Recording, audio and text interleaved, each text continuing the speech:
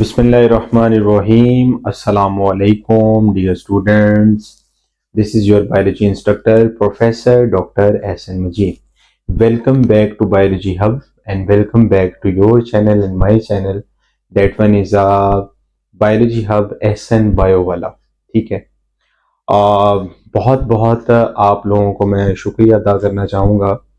बहुत से ऐसे मेरे स्टूडेंट्स हैं जिन्होंने वॉच किया और ऑनलाइन के अंदर भी और बेसिकली यूएसए और यूके के अंदर तक भी ये वीडियो देखी गई है फार्माकोलॉजी की और बहुत ज़्यादा प्यार मिला. इंशाल्लाह इस तरह की नेक्स्ट और भी वीडियो इस तरह मज़ा आता है कि लाइक फॉर एग्जांपल अगर कोई बंदा आपको वॉच भी कर रहा है और कंटिन्यूसली वॉचिंग है, सो इट्स मीन्स कि अल्लाह पाक की ज़ात की एक अता होती है, तो बंदे का दिलचस्पी होती है बंदा और बच्चों को ना पढ़ाए. ठीक है, मैं आपको रिगार्डिंग बायो सब्जेक्ट जो है ना फिंगर टिप्स पे करना ही करना है. केमिस्ट्री भी इंशाल्लाह ताला वेरी नेक्स्ट मेरा प्लान बन गया होगा इंशाल्लाह ताला. आप लोगों को मैंने इंशाल्लाह इस टाइम बहुत हो चुका है लेकिन फिर भी मैं आपके लिए लगा हुआ हूँ. मेहनत इंशाल्लाह ताला रहेगी और जब तक जिंदगी है ये कंटिन्यू रहेगी. तो आज का जो लेक्चर है वो हम स्टार्ट करने वाले हैं.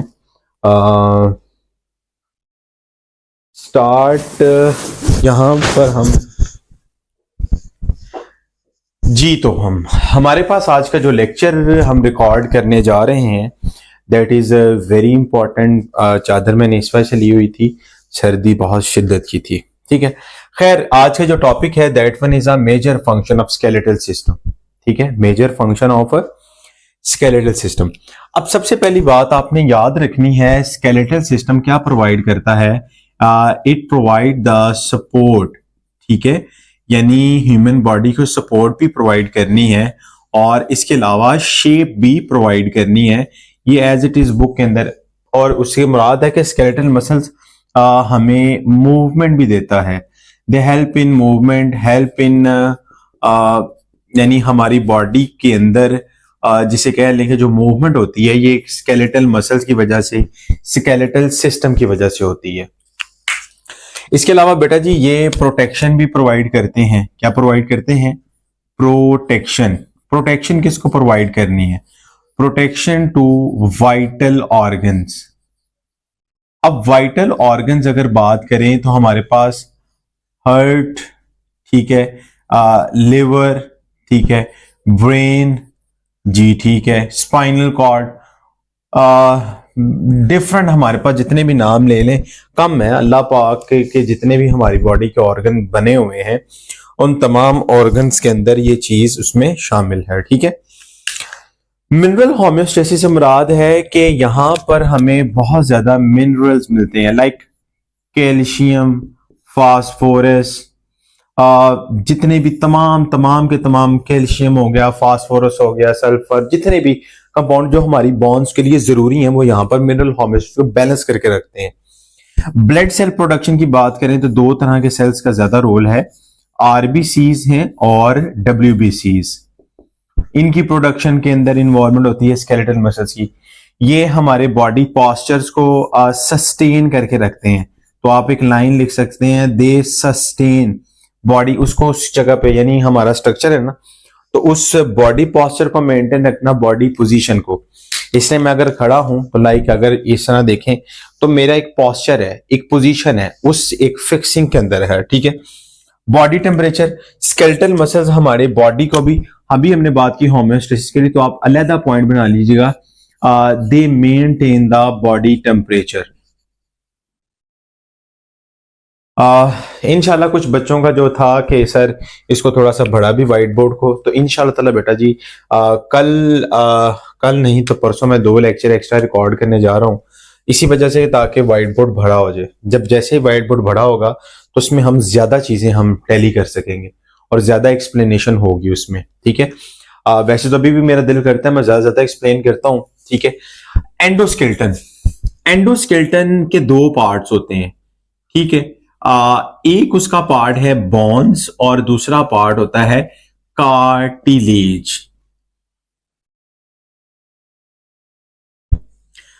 अगर मैं पहला क्वेश्चन आपसे करता हूं, बच्चों से इसलिए करता होता हूं कि ताकि आपसे कभी क्वेश्चन स्टडी हो बोन्स, सिंपल सा क्वेश्चन है, स्टडी ऑफ बॉन्ड्स क्या होती है? तो आपने कहना है this is called osteology. This is called osteology. Cartilage की स्टडी क्या कहलाती है? चलें शाबाश, बोलें जरा जल्दी करें, गूगल करके बताएं। गूगल इतनी जल्दी नहीं बता सकेंगे। So this is known as a कॉन्ड्रोलॉजी।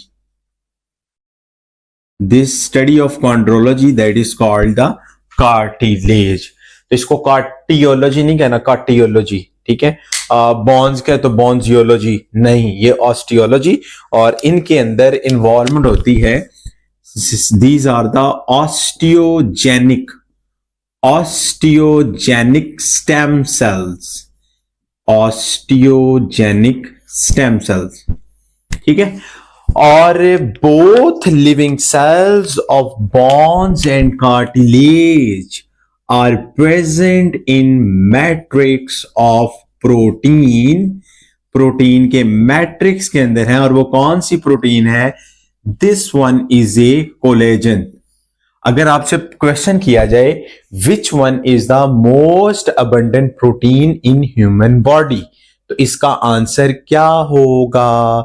इसका आंसर होगा कि मोस्ट अबंडेंट प्रोटीन है वो कौन सी है? This one is a collagen. But अगर क्वेश्चन आता है most abundant protein, same line, but most abundant protein on earth, जमीन की बात होगी, तो फिर आ जाएगा उसका रुबिस्को।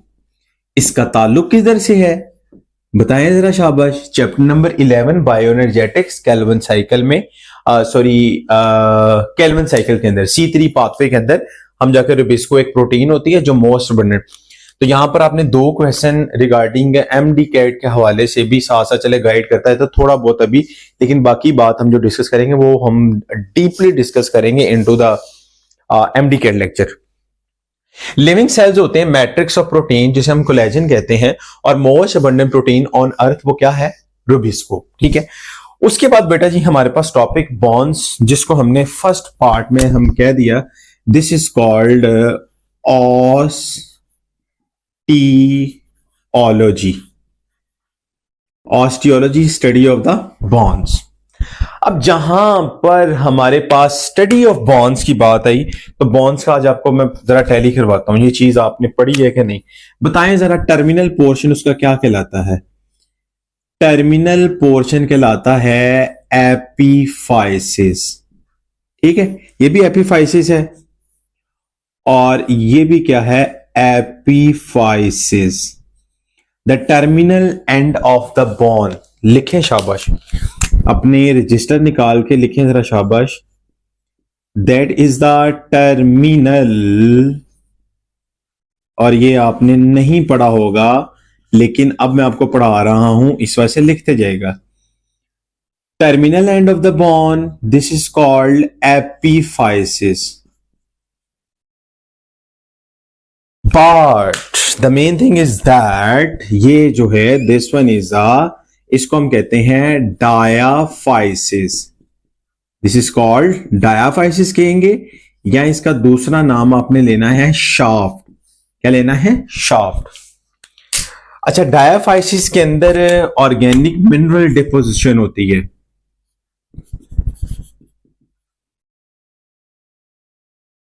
और सॉरी, मिनरल डिपोजिशन नहीं, यहां पर आपने बात याद रखनी है, दो तरह की बॉन्ड का हिस्सा होता है ना। ये वाली जो है जिसको हम कॉम्पैक्ट बॉन्ड कहते हैं। क्या कहते हैं? कॉम्पैक्ट बॉन्ड, सख्त बॉन्ड कह लें, ठीक है। इस कॉम्पैक्ट बॉन्ड के अंदर मैं इसको जरा इसलिए रेज करूं ताकि ये बिल्कुल ब्लैकिश ना हो जाए, बल्कि हो ही गया है। चलें, मेन मसला हमारा ये कि वो समझ आनी चाहिए। एक कॉम्पैक्ट बॉन्ड है,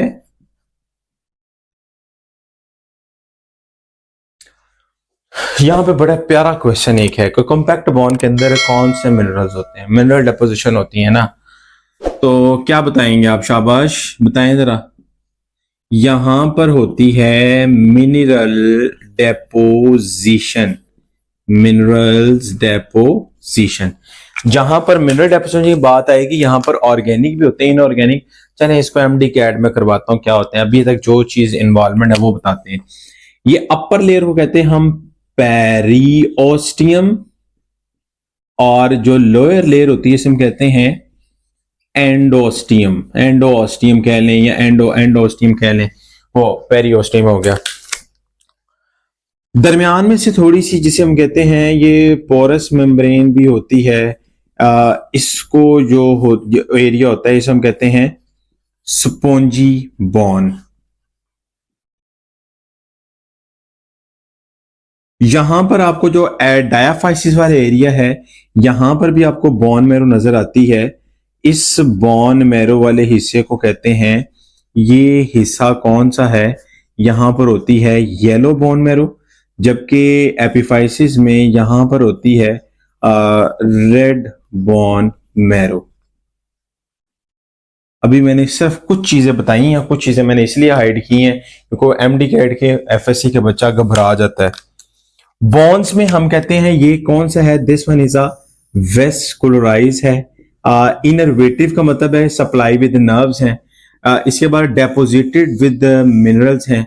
उसके बाद आपने याद रखना है इसके अंदर पेरिओस्टियम और एंडोस्टियम। पेरिओस्टियम आउटर कवर होता है, ये जल्दी रिपेयर भी हो जाती है और हम कहते हैं रीशेप भी हो जाती है। ठीक है, अब यहां पर हमारे पास सेल्स की, बोन सेल्स की अगर टाइप्स की बात करें,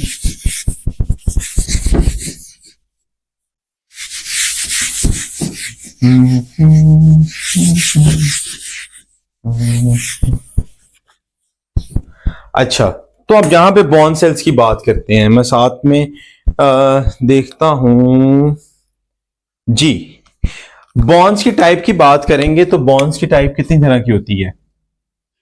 बोन्स की अगर टाइप की बात करें तो आपके पास ओस्टियोब्लास्ट, ओस्टियोक्लास्ट और उसके बाद ओस्टियोसाइट।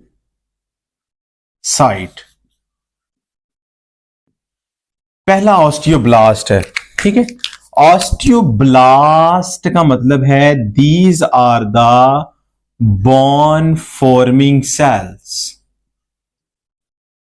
क्लास्ट का मतलब है this one is a bone dissolving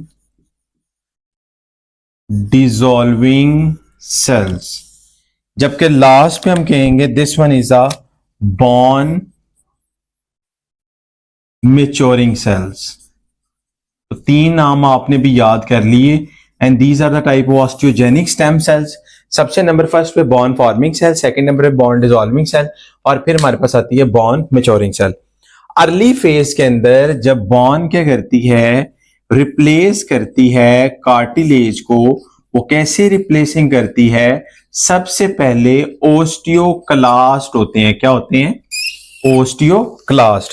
ये ओस्टियोक्लास्ट क्या करते हैं, ये ऑस्टियोक्लास्ट जाके कार्टिलेज को डिसॉल्व करवाएंगे और डिसॉल्व दी कार्टिलेज, और कार्टिलेज को डिसॉल्व करने के बाद क्या करते हैं, they are converted into the osteoblast, और वहां पे ओस्टियोब्लास्ट आएंगे, वहां पर बॉन फॉर्मिंग करेंगे और उसके बाद उसकी मैचुरेशन होगी और वहां पर ओस्टियोसाइट्स में कन्वर्ट हो जाएंगे। ये आहिस्ता आहिस्ता जब बॉन कार्टिलेज रिप्लेस करती है बॉन से, तो इस तरह करके रिप्लेसिंग होती है, ऑस्टियोक्लास्ट, ऑस्टियोब्लास्ट एंड ऑस्टियोसाइट।